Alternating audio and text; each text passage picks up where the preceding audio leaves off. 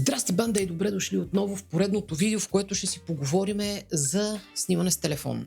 Не съм сигурен какво още мога да ви кажа за снимането с телефон, освен извадете си телефона, научете се да ползвате компенсацията на...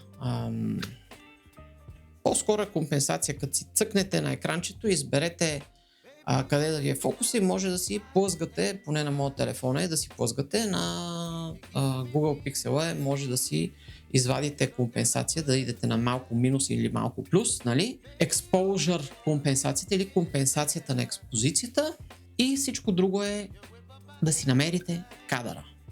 В смисъл, от всичките видеа, които съм правил за снимане с телефон, които ги има на плейлист и ще ви линкна плейлиста в края на видеото и долу в описанието, защото много от вас продължават да намират канала в YouTube по видеята за снимане с телефон.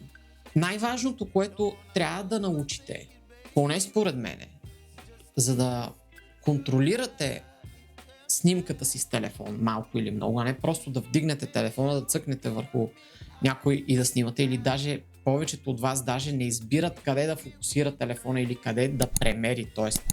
откъде да си вземе стойността на експозицията. Оставяте го той да си снима тъй в HDR или просто да си снима и затова не си харесвате снимките, защото някой като мене, като снима, избира къде да е фокуса, избира каква да е компенсацията на експозицията, т.е. дали да е малко по-светло или малко по-тъмно, отколкото телефона е преценил, и след това снима.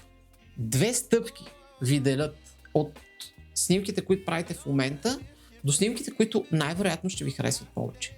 И може би наистина това е най-същественото при снимане с телефон. Защото той прави всичко сам, обработва снимката, в голяма част от случаите прилага вече филтри, които ние не може да изключваме напълно. Опитайте се да му изключите всичко, опитайте се в някои ситуации да му спрете HDR-а, който не знам на някои телефони изобщо може ли да бъде спрян.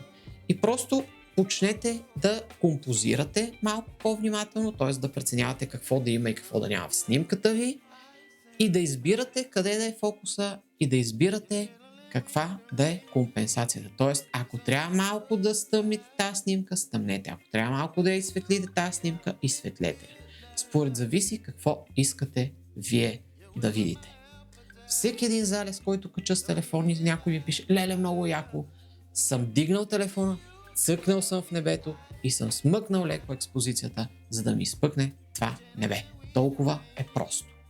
Обаче, нали, аз съм тук, за да го споделя с тези от вас, които не го знаят, и се надявам да го пробвате, да ми пишете в коментарите: ей, да, верно, това става, или да ми обясните как това видео за нищо не става, защото е най-елементарното нещо, това всички го знаят, и да ми кажете за какво да си говорим следващия път.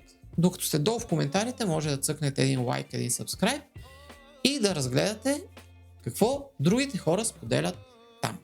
Да им обясните на тях прави ли са или не са. Толкова за днес от мене. Чао и до скоро!